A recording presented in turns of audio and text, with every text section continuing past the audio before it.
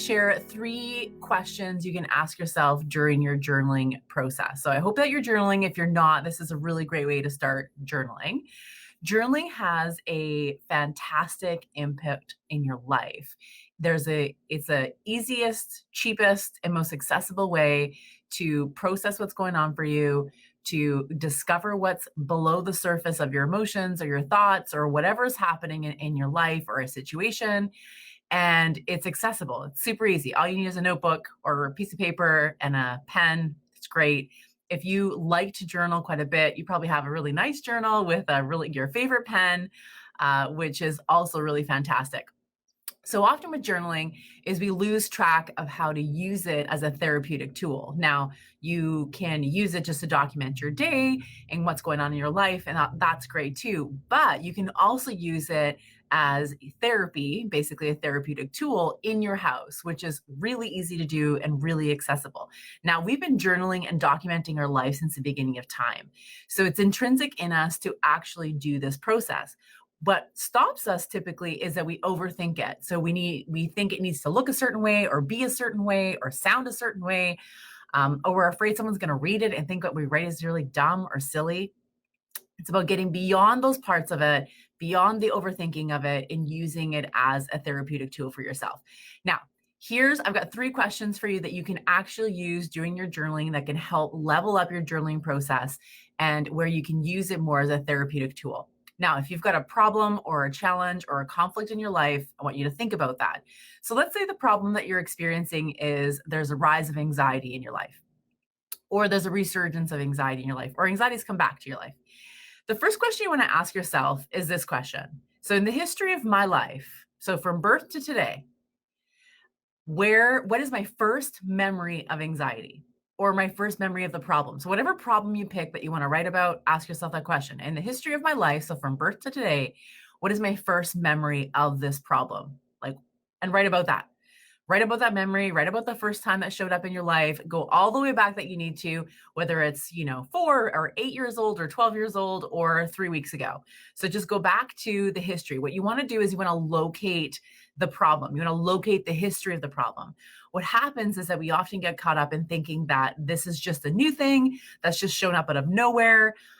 We feel really bad about ourselves about it because then we kind of should all over ourselves around like, this shouldn't bother me. I shouldn't be feeling this way. I shouldn't. So I want you to track the history of the problem. When you write that out, the second question you want to ask yourself is what gave rise to the problem? What gave rise to anxiety? What gave birth to anxiety? At that memory though. So the first memory, if your first memory is at 8 years old and you get right about that first memory of having anxiety in your life, I want you to then ask yourself, what gave rise to that in my life at that time? So what gave birth to it? So what was the genesis of it? And again, we're diving deep into that problem. We're looking at the history of it and what gave rise to it. There's going to be information there that is going to be interesting to you, whether it was a situation that brought it in, whether it was a life situation, whether it was a relationship, whether it's something you observed in the adults in your life or someone gifted it to you. There's going to be a lot of information when you start asking the question around what gave rise to that specific problem. The third question you want to ask yourself, again, you can just do this in your journal. The third question you want to ask yourself is, what do I think of that? And what does it mean to me? So I want you to think about the story you wrote. I want you to engage in that story and have an opinion about it. I want you to write about what does it mean to you that maybe anxiety showed up in your life when you were 5 and it was connected to potentially a traumatic event. I want you to engage in thinking about it. So how is this helpful? It's helpful because it removes yourself a little bit from the intensity of the problem in your current life, and you can see that it has a bit of a history. And you have a right to have an opinion about it. You have a right to have an opinion to say, that was really unfair that I took on that burden, or I did a really good job because that's the best way I could have reacted to the situation that I was in. You have a right to have an opinion about it.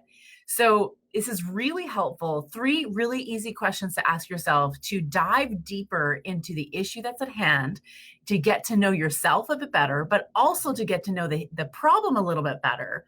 And it creates a little bit of a more complex story. So then you don't should on yourself so much. And you don't engage as much in being punishing to ourselves because we're really awful to ourselves when we don't move really quick or change really quick or something resurfaces. We kind of should all over ourselves all the time. So this is just really helpful to process your way through it and understand maybe that the issue that's at hand today is a little bit more complex and has a little bit more history than you think it is. So those are my 3 questions for you to help you with your journaling. I would love to hear about whether you use it and was it helpful? How did it change how you're writing? Whether you journal or not, whether you're going to try it now. It would be really great to hear from you. I hope you found this helpful. I personally believe journaling is one of the best tools you could possibly use. Again, it's cheap, it's accessible, it's easy, and you get a lot out of it when you use it as a tool for processing your emotions and your thoughts and situations. Gives you a little bit of time to figure things out, to figure out what you think, what this means to you, and how do you really want to react to something. So I hope you found this helpful and I hope you have a fantastic day.